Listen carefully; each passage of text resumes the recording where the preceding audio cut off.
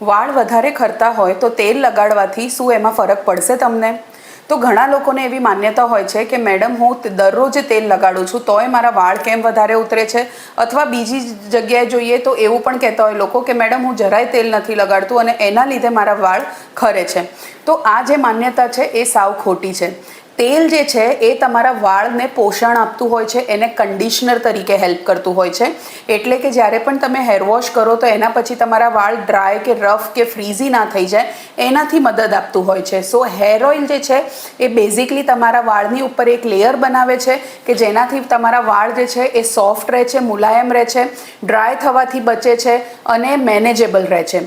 સો તેલ જો તમે સ્કેલ્પ ઉપર વધારે લગાડશો, મસાજ માલિશ કરશો, એને 2-3 દિવસ સુધી રાખી મૂકશો અને જો તમે એવું વિચારતા હો કે અમારું જે વાળ ખરતા જે છે એ બંધ થઈ જશે, ઓછા થઈ જશે, મારા નવા વાળ ઉગશે, મારા વાળ જાડા થઈ જશે, તો એ બધી જ ખોટી માન્યતા છે.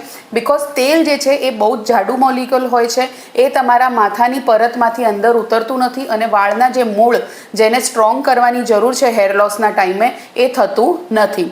સો તેલ જે છે એ બેઝિકલી તમારા સ્કેલ્પને અને વાળને જે છે એ ખાલી નરિશમેન્ટ આપે છે, બટ એને લગાડવાથી તમારું હેર લોસ ઓછું નથી થવાનું અને તમારા નવા વાળ પણ ઉગવાના નથી.